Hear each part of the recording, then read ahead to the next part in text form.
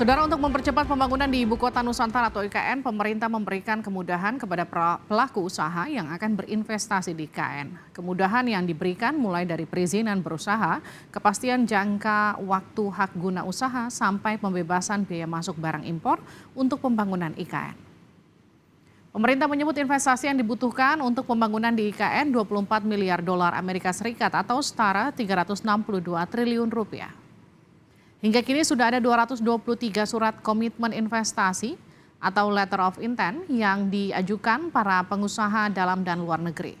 Paling banyak dari Indonesia 106 letter of intent, kemudian Jepang ada 26 letter of intent, disusul Singapura 22 surat komitmen investasi, Malaysia 16 surat, kemudian Tiongkok ada 15 surat komitmen investasi.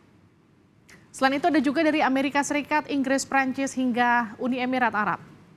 Pembangunan di Ibu Kota Nusantara terus dikebut, pemerintah mengajak para investor berinvestasi termasuk dari Tiongkok. Apa yang ditawarkan kepada para investor luar negeri kita akan bahas setelah informasi ini.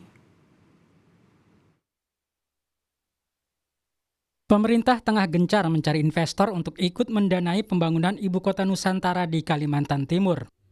Presiden Joko Widodo menawarkan peluang investasi IKN kepada para pengusaha Tiongkok. Saat bertemu pengusaha Tiongkok di Chengdu 28 Juli lalu, Jokowi mengaku telah menyiapkan 24.000 hektar lahan di IKN bagi sektor usaha kesehatan dan pendidikan. Ini ada 34.000 hektar lagi yang sudah siap lahannya dan bisa dimasuki oleh investor untuk properti, untuk kesehatan, rumah sakit misalnya, untuk pendidikan, university, dan juga untuk infrastruktur.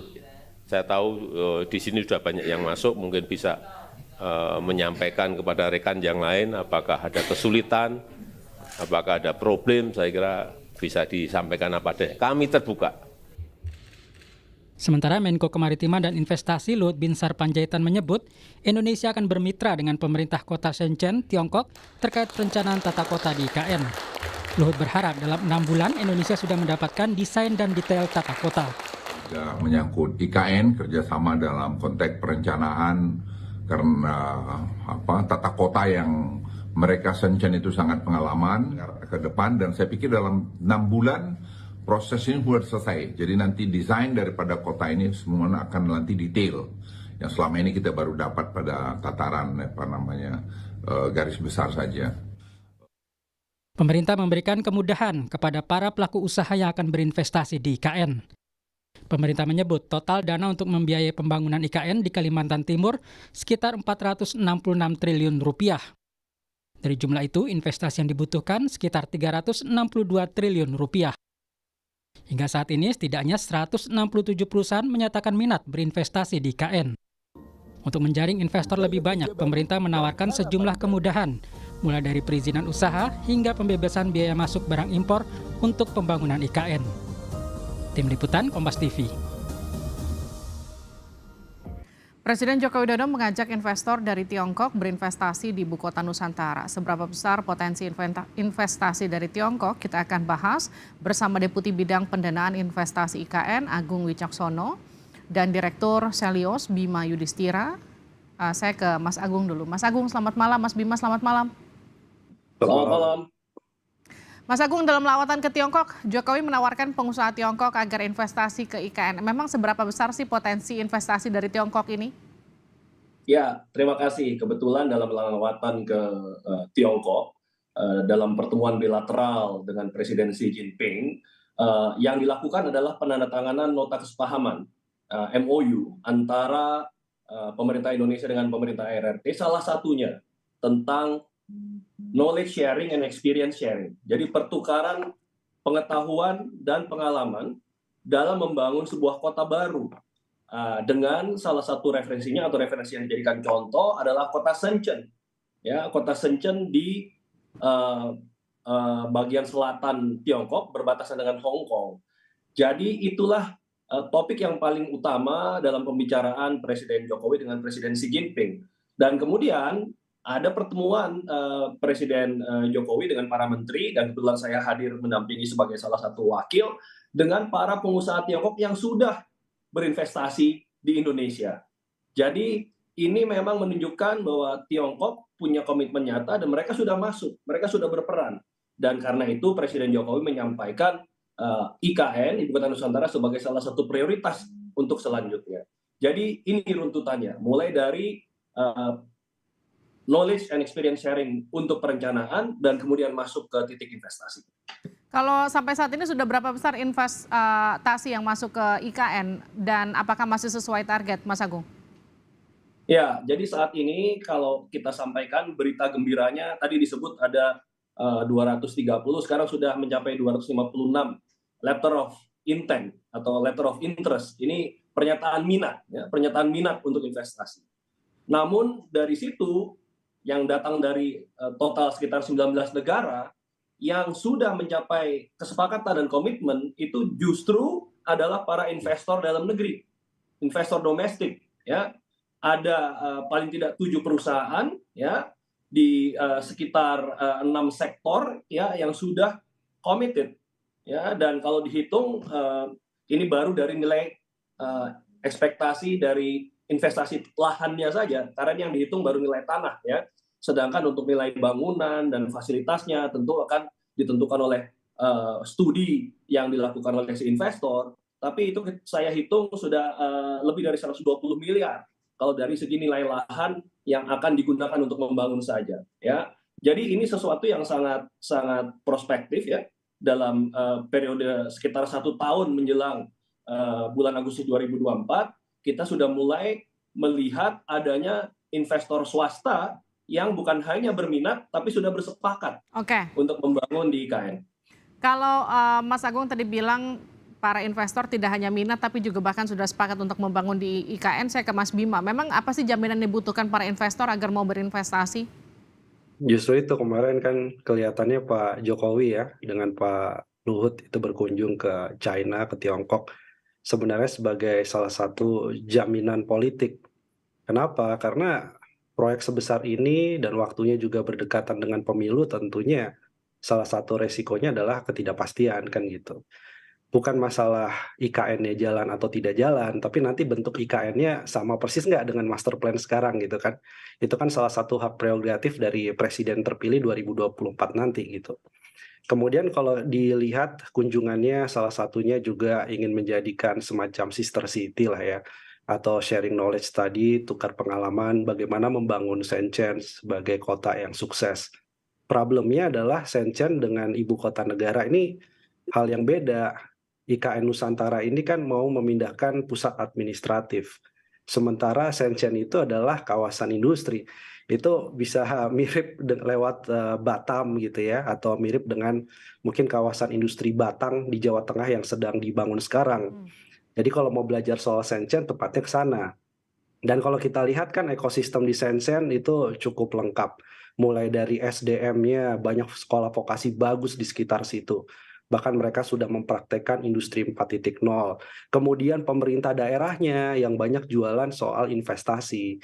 Jadi banyak ya penawaran investasi, insentif itu lewat pemerintah daerah, ya, di daerah Guangdong itu. Nah, kemudian juga kalau melihat bahwa ini kota industri, yang artinya kota industri itu ya risetnya dibangun, kemudian hilirisasinya di sana, kemudian dari hulu sampai hilir transportasi logistiknya biayanya murah. Nah, ini kan sekarang jadi pertanyaan, apakah ibu kota Nusantara atau Nusantara ini, ibu kota negara baru, ini mau dijadikan apa gitu. Dan kalau misalkan diminta tolong Tiongkok kasih saran terhadap master plan ataupun kemudian denah ibu kota negara, nah ini jadi pertanyaan besar juga. Ngapain ibu kota negara ini kan objek vital nasional, dan di situ ada isu security juga gitu. Kalau misalkan pengembangannya adalah pengembangan misalnya wilayah sekitarnya IKN, nah ini kan juga ya akan runyam lah gitu, akan kemudian bercampur dengan ini sebenarnya mau jadi kota administratif atau bercampur dengan kota atau kawasan industri.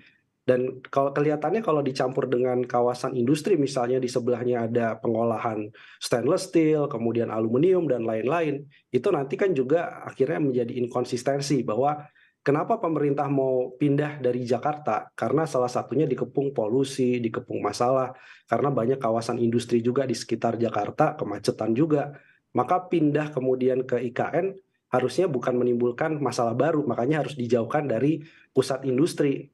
Nah, jadi harus ada konsep itu. Kemudian yang ketiga, Mbak, ini saya pikir nggak segampang itu. Selain dari resiko politik, ada juga masalah soal kesiapan teknis gitu kan. Itu nanti yang tadi ya dari letter of intent atau kemudian surat menunjukkan kemauan atau komitmen sampai realisasi investasi itu bisa sangat lama. Karena mereka mengirim tim dulu, ngelihat dulu kesiapan teknisnya, Pemdanya juga. Kemudian juga masalah sosial juga penting. Konflik dengan warga soal tanah, kemudian masalah sumber energinya masih pakai PLTU atau tidak. Itu hal-hal yang kemudian menjadi concern investor saat ini. Gimana tuh Pak Agung? Ya, terima kasih Mas Bima. Sepertinya Mas Bima perlu belajar dari master plan yang ada lebih dalam dan juga melihat Shenzhen secara langsung. Pertama, mungkin sudah lihat langsung, tapi pertama saya mau katakan, IKN itu bukan sekedar memindahkan ibu kota. Ini sesuatu yang sangat real disampaikan oleh Presiden. IKN adalah soal membangun pusat ekonomi baru. Karena visi Presiden, IKN ini adalah soal pemerataan pembangunan. Soal bagaimana membangun tidak lagi Jawa sentris, tapi Indonesia sentris. Dan karena itu, IKN tidak cukup untuk menjadi pusat pemerintahan saja. Langkah pertama di 2024 memang mengawali ya secara bertahap proses perpindahan pemerintahan. Namun untuk IKN menjadi pusat pertumbuhan ekonomi, tentu perlu menjadikan, dan bisa dilihat di master plan IKN, itu ada 9 klaster, 9 kawasan, yang mencakup ada 6 sektor ekonomi, yang nantinya secara bertahap ini harus berkembang. Kalau dikatakan IKN ini menjadi ibu kota pemerintahan, ya, yaitu di kawasan inti pusat pemerintahan atau KIPP, yaitu wilayah pengembangan 1, terdiri dari 1A, 1B, dan 1C, yang luasnya sekitar 6.000 hektar, dan kalau mau dilihat ekivalensi di dunia, kita bisa lihat ada contoh misalkan Canberra, atau di Malaysia ada Putrajaya, ya, atau ada Brasilia. Namun pusat pertumbuhan ekonomi akan diwujudkan tidak cukup dengan sebuah Canberra saja. IKN adalah Canberra plus, jangan lupa total wilayahnya adalah 250.000 hektar IKN. Dan dengan 250.000 hektar itu adalah pusat pertumbuhan ekonomi yang sangat besar. Sehingga tidak berlebihan kalau dikatakan IKN adalah Canberra plus Shenzhen, atau Canberra plus Dubai, atau Canberra plus Singapura. Ya, karena kita bicara di sini adalah soal ekonomi. Ya. Dan disinilah menurut saya sangat wajar proses ini terjadi. Tanggapannya Mas Bima, mungkinkah itu bisa dilakukan dalam waktu sesuai dengan harapan pemerintah? Ya, yang pertama, ya justru karena saya pernah ke Shenzhen gitu ya, studi beberapa riset dilakukan di sana, jadi yang lihat ya kayaknya kurang pas nih. Jadi begini, yang berkaitan misalnya dengan IKN gitu ya, ini kan masalahnya kalau misinya adalah pemerataan, ya nggak apa-apa, bikin aja Shenzhen gitu. Bikin aja kawasan industri, tapi beda kan kawasan industri dengan pusat pemerintahan gitu maksudnya. Jadi kalau ada pemerataan di luar Pulau Jawa, ya nggak apa-apa, bikin kawasan industri maksudnya. Karena begini juga, karena masalahnya kan intinya adalah kalau investor ditanya, kemudian jawabannya adalah ini akan menjadi ibu kota pemerintahan, meskipun di situ akan sumber ekonomi baru, tentu kan yang juga harus dijawab, ini pusat kawasan industrinya kawasan industri apa? Karena tadi satu dari sisi resiko tidak mungkin dia berdekatan dengan kawasan industri berat gitu. Kemudian yang kedua, siapa yang akan menjadi SDM-nya dan siapa yang akan menjadi misalnya konsumen di sekitar wilayah IKN gitu kan. Itu kan ada pertanyaan-pertanyaan mendasar. Kemudian juga kalau melihat dari sisi ketertarikan Tiongkok nih ya, kita bicara sekarang. Ini Tiongkok kan beberapa tahun terakhir kalau disuruh milih kan mereka senangnya masuk ke investasi yang terkait dengan hilirisasi. Misalnya nikel ditawarkan gitu ya. Jadi kalau disuruh milih IKN apa nikel, ya mereka akan lebih melihat potensi untuk nilai tambahnya di nikel gitu. Jadi menggeser dari ketertarikan itu kemudian ke IKN pun juga agak kurang matching menurut saya. Oke. Belum lagi kondisi Tiongkok sebenarnya nggak gagah-gagah banget di dalam negerinya sedang ada masalah banyak dia. Sehingga likuiditas yang tadinya dibilang tidak terbatas, sekarang pun juga sebenarnya mereka agak selektif juga memilih Oke. beberapa proyek untuk didanai. Baik, terima kasih Ya. telah bergabung bersama kami, Mas Agung. Terima kasih juga Mas Bima. Waktu kita terbatas, mohon maaf, tapi nanti kita akan berbincang lagi, kita akan lanjutkan lagi seberapa prospektifnya berinvestasi di IKN bagi negara-negara asing nanti ke depannya. Terima kasih.